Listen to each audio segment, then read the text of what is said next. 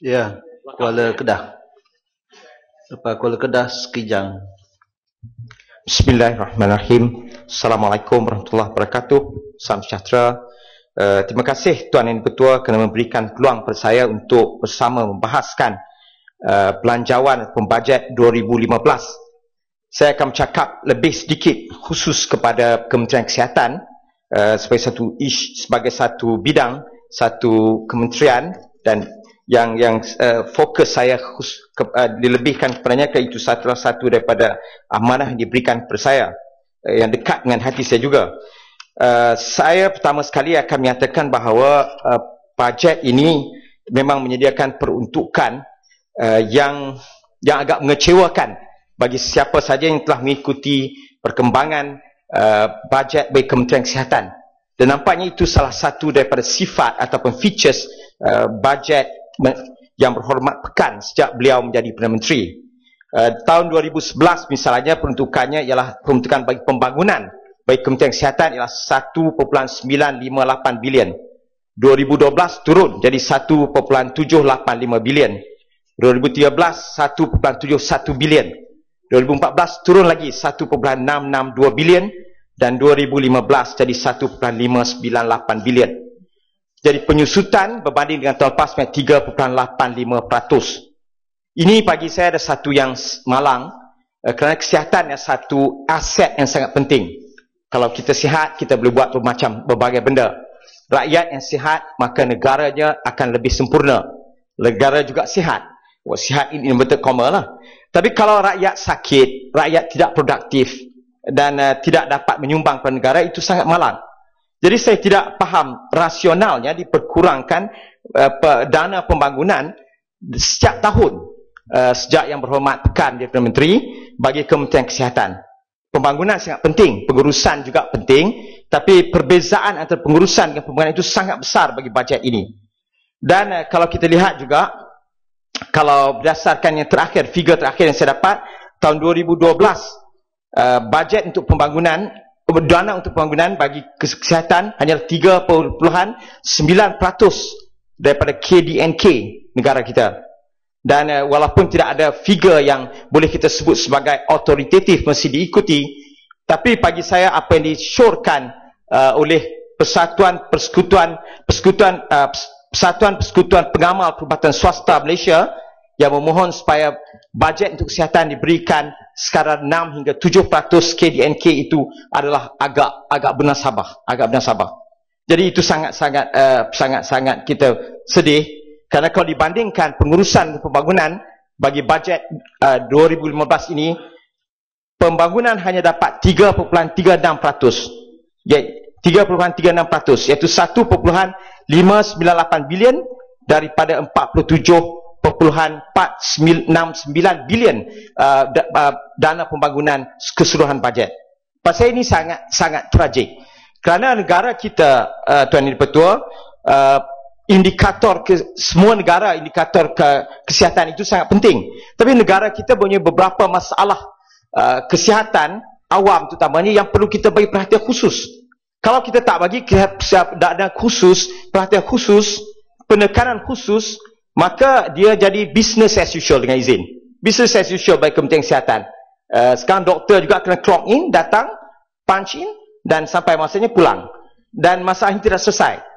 Denggi contohnya, saya ingin sebut di sini, salah satu daripada masalah kesihatan awam yang sangat menonjol dan meresahkan sebahagian besar rakyat.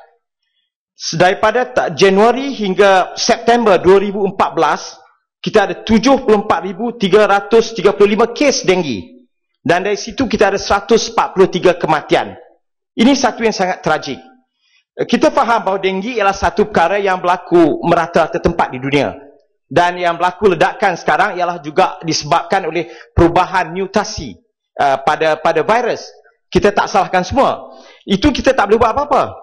Tapi macam yang disebut oleh bijak pandai, we cannot control the weather dengan izin, but we can adjust our sails. Kita tak dapat mempengaruhi cuaca, mengawal cuaca, tapi kita boleh memperbetulkan layar kita. Dan kita patutnya mengambil iktibar, mengambil peluang daripada wabak denggi ini kerana juga disebut oleh bijak pandai, in any adversity there is always an opportunity. Itu pepatah lama Cina dengan izin. Dalam mana-mana kesukaran dan kesusahan, sentiasa ada peluang kalau kita dapat mencari. Pada saya, wabak denggi ini bila jadi di negara Malaysia dan meresahkan sebahagian besar rakyat, patutnya kita memberikan satu dana khusus yang besar, yang cukup untuk kita menjalankan research, penyelidikan yang cukup mantap, dan kita jadi tempat rujukan untuk denggi seluruh dunia. Apa halangan kita? Rakyat kita dah kena banyak yang demam, hilang produktiviti, yang mati, dan kita ada pakar-pakar perubatan. Sekarang kita ada medical school, college perubatan yang begitu banyak sekali, university, hospital Kuala Lumpur terkenal buat research, Institute for Medical Research IMR Kuala Lumpur. Apa salahnya kalau kita bagikan dana, kita kumpulkan pakar-pakar dan kita jadi tempat rujukan. Tahun 80-an, dulu awal 80-an dan kemudiannya 80-an ketika saya mula-mula jadi doktor, dan kita belajar tentang penyakit melioidosis misalnya. Melioidosis dari Thailand. Di Thailand ada penyakit itu, kita juga ada, tapi Thailand membuat research dan penyidikan bersungguh-sungguh dengan Amerika, maka mereka menjadi world leader. Kita pergi belajar di sana. Sekarang denggi, patutnya orang datang belajar di sini. Itu patut kita gunakan.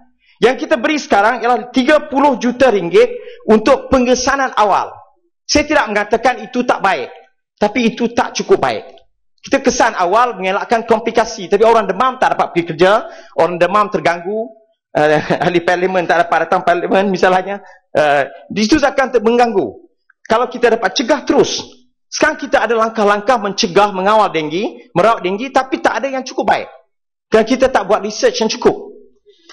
Misalnya vaksin denggi, tentang vaksin denggi.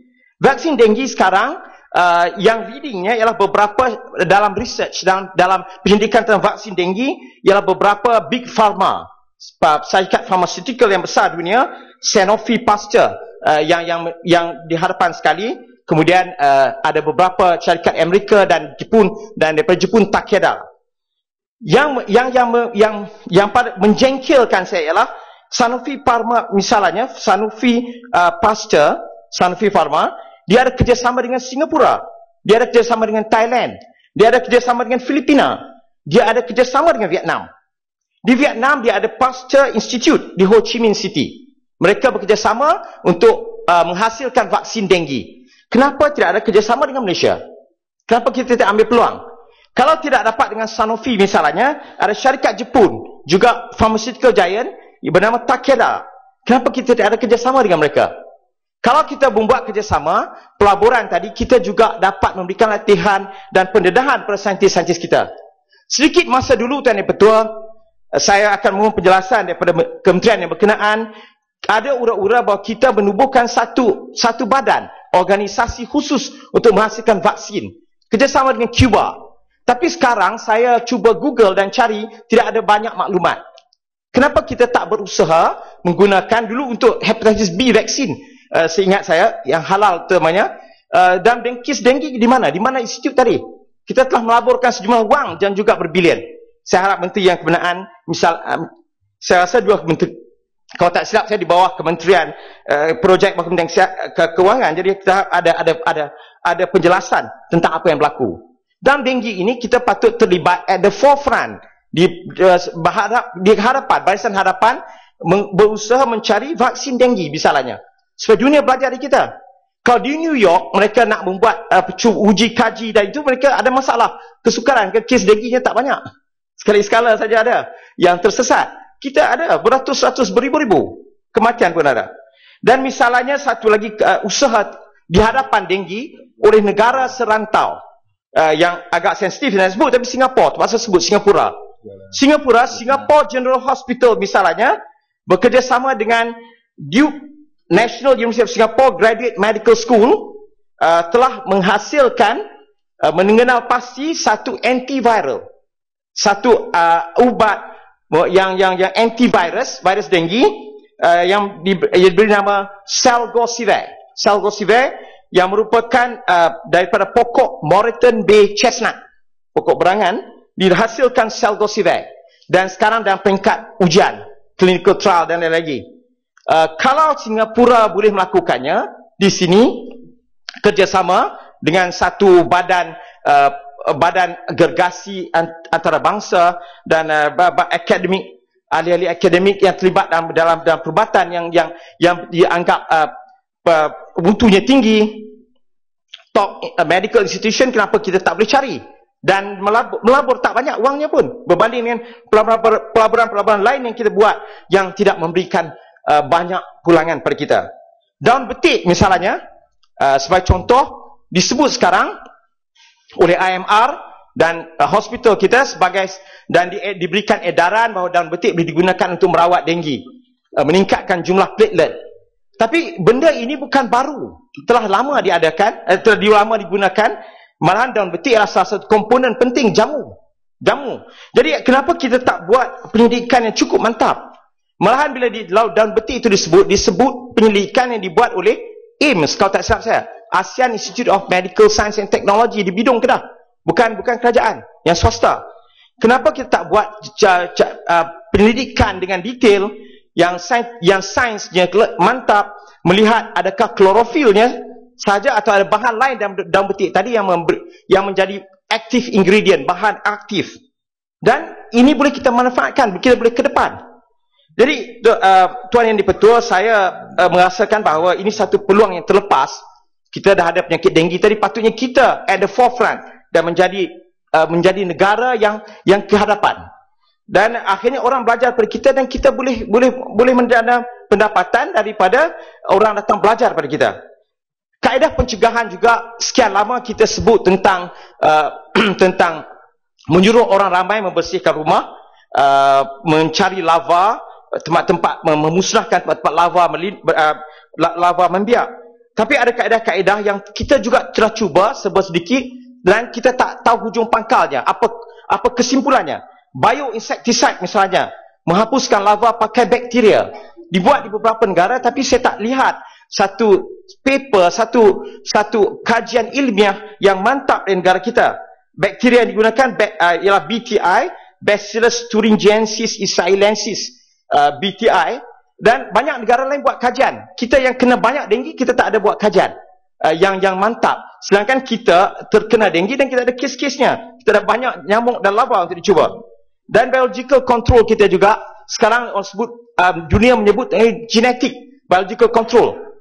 Itu juga kita bercakap secara superficial, kulit saja.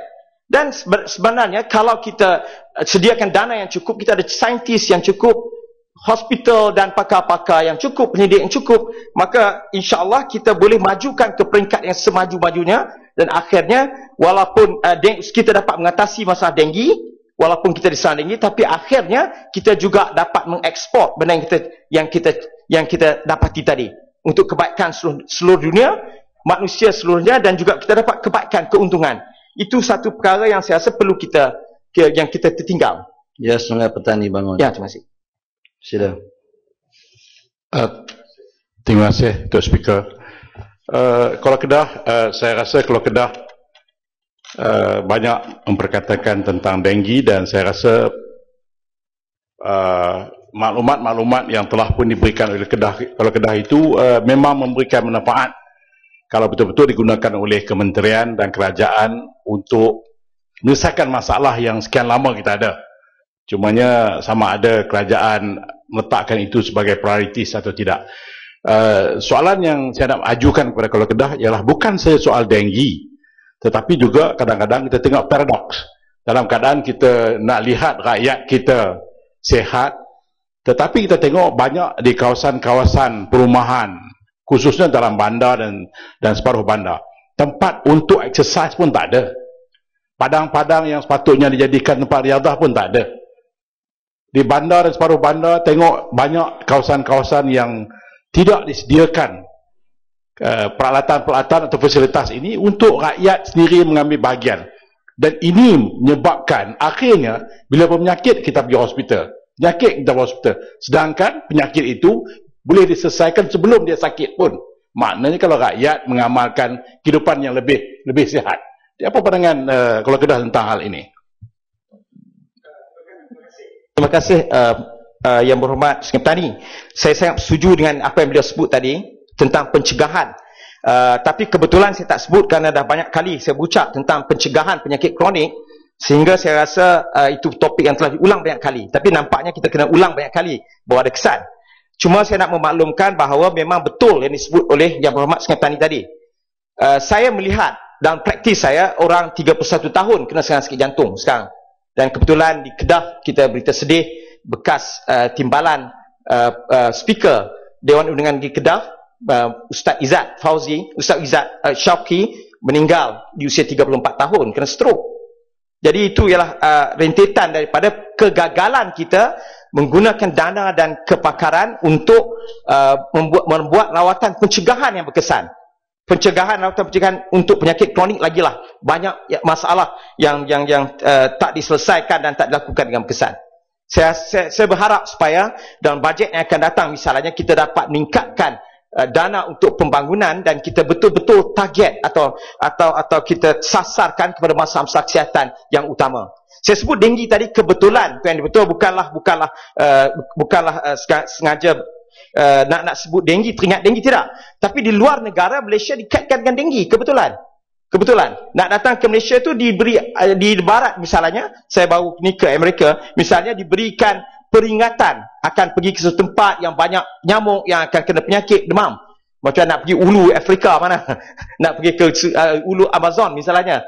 Itu satu perkara yang tak baik untuk image Malaysia, kerana kita negara yang nak maju, bukan kita ke belakang. Memanglah denggi berlaku merata-rata, tapi image itu berlaku akibat antaranya ialah kerana kegagalan kita mengawal benda ini daripada jadi begitu luas, begitu banyak, dan dalam masa yang sama bukan saja banyak kes, tapi kita juga tak secara aktif menunjukkan kita melakukan sesuatu untuk mengatasi masalah tadi. Dan itu tentang kepentingan kesihatan. Saya juga nak sebut sedikit benda yang perlu saya sebut di kawasan saya, kerana kawasan saya laut. Kuala Kedah ialah pelabuhan ikan. Saya nak bercakap tentang satu isu yang saya rasa sangat penting, iaitu tentang laut, iaitu pemulihan laut. Laut ialah tempat dihasilkan dan kita dapat sumber omega 3 kita yang sangat penting. Dan tak dinafikan bahawa hasil tangkapan semakin kurang, semakin kecil. Saya nak cerita pengalaman saya dengan orang di satu tempat di kawasan saya nama Kuala Kangkung. Bandar nama Kuala Kangkung dalam bulan Januari lepas. Di situ dialog kita dapat tahu bahawa hasil tangkapan berkurangan, ikan sukar didapati dan berbagai masalah. Akhirnya perbincangan itu memutuskan kita buat apa yang dipanggil tuas. Tuas, orang di sana panggil unjang. Istilah Kedah unjang. Dibuat dari batang kelapa dan ditegakkan di laut supaya ikan boleh membiak. Maka itu kita lakukan dengan dana yang dikutip daripada orang kampung, derma dan lain-lain lagi. Saya juga turun menyumbang. Kita letakkan di laut. Baru ni kita nak menuai hasilnya. Bila nelayan Kuala Kangkung pergi, tak ada apa yang tinggal, habis semua. Rupanya malam tu dah ikan dah cukup banyak, pukat tunda datang, trawler datang, sapu habis. Ini masalah yang berlaku berulang-ulang. Pencerobohan kawasan oleh pukat tunda ini berlaku berulang-ulang. Baru-baru ni pada sesi yang lepas kita ada pengusaha-pengusaha pukat tunda datang. Mereka juga beritahu mereka juga mahu laut dikekalkan, dibaiki, tapi mereka kata the repeat offender, dengan izin, orang pukat tunda yang menceroboh kawasan berkali-kali tak dilihat, diambil tindakan pada mereka. Ni datang dan sapu bersih, habis. Usaha orang kampung berbulan-bulan, habis langsung. Tuan Yang di-Pertua, ini berlaku antaranya ialah kerana saya rasa kelemahan penguatkuasaan oleh Agensi Penguatkuasa Maritim Malaysia, APMM. Saya tak mengatakan APMM membuat kerja yang sangat teruk, tidak. Dia ada ramai dalam APMM itu yang baik, yang profesional. Tapi mereka juga mungkin kurang anggota, mereka juga mungkin kurang boat, kurang vessel, kurang peralatan, aset. Maka saya mengesyorkan supaya diberikan aset, diberikan peralatan tadi kepada mereka yang secukupnya APMM. Tapi dalam masa yang sama, salah satu perkara pokok yang APMM kena buat juga ialah selain daripada mengawal bot menceroboh kawasan tadi, ialah juga penyeludupan diesel. Penyeludupan diesel ini berlaku dengan cara yang tidak lagi begitu sembunyi-sembunyi. It's not a big secret anymore. Dengan izin, orang tahu siapa yang buat, bot mana yang buat gitu. Tapi itu terus berlaku. Dan ini kerapnya bila kita bincang dengan orang ramai, maka disebut bahawa kemungkinan berlaku rasuah dalam jabatan-jabatan lain, jabatan laut misalnya APMM sini juga.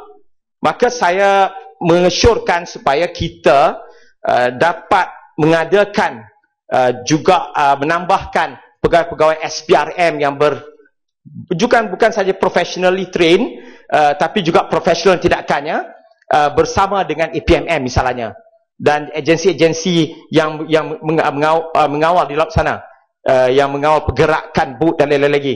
Kita kena fikirkan supaya dari aspek rasuah tadi, sudut korupsi tadi, supaya agensi ini lebih menyengat, lebih berbisa sengatnya, sebab ini berlaku besar. Disebutkan pada saya besar.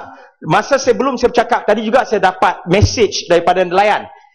Dia kata bukan sahaja penjualan diesel itu berlaku tanpa rahsia, tidak ada pengawasan, tapi banyak juga bot yang datang ambil diesel di sini, park di Thailand. Botnya parking di Thailand, dieselnya ambil di Malaysia. Jadi benda-benda ini boleh diselesaikan kalau ada profesionalisme yang cukup, satu, pegawai yang cukup, dua, dan juga kerjasama yang cukup dengan agensi tadi. Tapi kalau ada pegawai SPRM bersama dengan agensi-agensi ini, saya rasa dia akan lebih berkesan. Itu yang satu kali yang dia nak kena disebutkan. Dan dalam masa yang sama, saya ingin menyebut juga tentang laut, apa yang disebut oleh seorang penyelidik laut bernama Paul Greenberg dalam bukunya Four Fish. Dia menulis tentang isu-isu perikanan. Dalam buku Four Fish, Paul Greenberg menyatakan satu-satunya cara untuk memulihkan laut, stok ikan di laut, hidupan laut yang berkesan, ialah ditiadakan aktiviti menangkap ikan atau hidupan laut bagi satu masa tertentu, 4-5 tahun misalnya. Maka ikan-ikan yang pupus tiba-tiba muncul balik benih-benihnya, tidak ada langsung. Walaupun idea itu saya sebut kepada nelayan di Kuala Kedah, mereka berpandangan bahawa laut kita terlampau kecil, kawasannya, wilayahnya terlampau kecil, tak mungkin kita dapat tak praktikal untuk kita membuat benda tadi. Kita tiadakan aktiviti menangkap ikan. Tapi saya rasa kementerian punya bijak pandai, dan kita boleh tolong buat dasar yang baik, kita boleh sokong dasar yang baik. Kalau kita boleh buat misalnya zon-zon tertentu, buat beberapa lama tak ada aktiviti menangkap ikan, tangkap di tempat lain. Segala saran nelayan tadi diberikan dan bentuk lain, diberikan cash yang lain, dan dibawa nelayan itu ke tempat lain misalnya. Kalau kita fikirkan, saya mendapat juga sedikit encouragement dengan izin apabila saya bercakap dengan nelayan tua. Mereka beritahu bahawa setengah ikan yang pupus di kawasan ini, apabila mereka tak pergi tangkap di tempat itu sekian lama, tiba-tiba muncul balik. Misalnya ada di Kuala Kedah telah pupus langsung ikan terubuk. Tapi bila ada tempat tertentu yang mereka tak pergi lama-lama, bila pergi ada anak terubuk dilihat. Dan juga bila pukat tunda tidak datang. Jadi pengawalan pukat tunda tadi boleh kita lakukan, tapi kita juga padukan, kita integrate dengan izin dengan usaha kita untuk mengawal pukat tunda tadi, dengan kita memulihkan laut. Kita tiadakan aktiviti perikanan tadi. Dalam buku Four Fish oleh Paul Greenberg dia disebut dengan jelas pengalaman Amerika. Saya mengesyorkan supaya kita turut sama memanfaatkan maklumat itu supaya dapat kita pulihkan laut kita. Kerana kalau kita bergantung kepada ikan pemeliharaan, ikan belaan, itu satu yang merugikan dari segi kesihatan. Ikan belaan, kandungan nutrisinya tidak akan sama dengan ikan liar. Omega 3-nya tidak akan sama dengan ikan liar. Dan sama sekali rasanya juga berbeza, tapi yang paling penting ialah dia tidak dapat menjadi sumber omega 3. Cuma sumber protein biasa saja. Dan itu sangat malang sekali.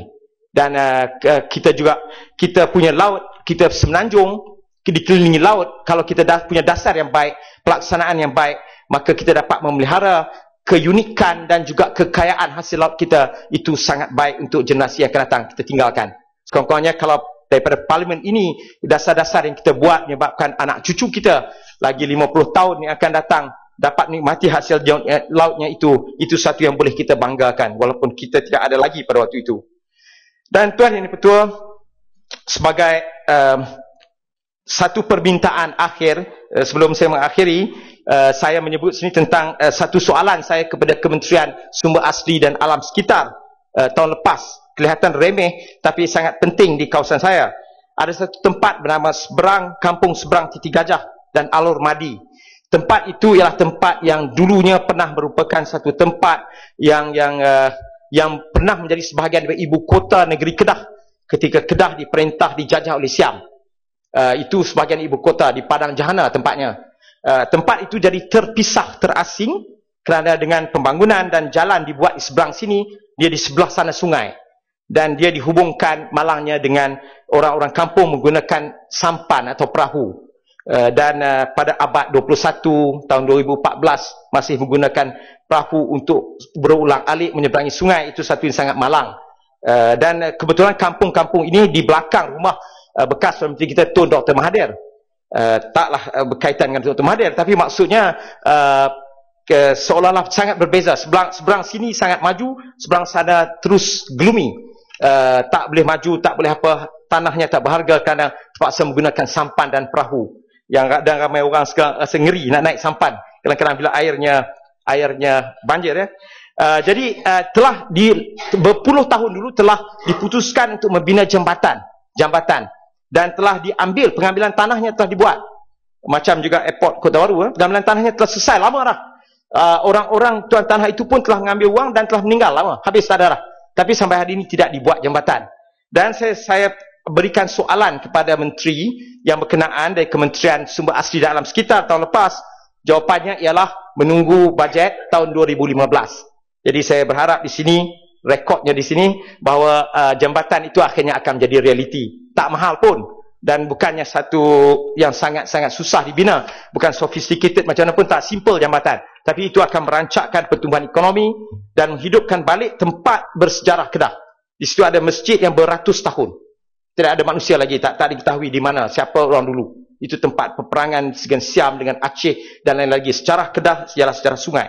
Jadi saya mengakhiri dengan ucap terima kasih banyak kerana peluang yang diberi dan semoga kita bersama-sama mendapat kebaikan dan dapat memperbaiki sekurang-kurangnya implementasi apa yang kita putuskan di sini dan supaya insya-Allah kalaupun tak ada dana yang khusus yang banyak, tapi kita dapat menjalankan program denggi dan lain lagi itu dengan baik dan dapat kita perbetulkan di masa depan. Terima kasih. Ya, sekijang.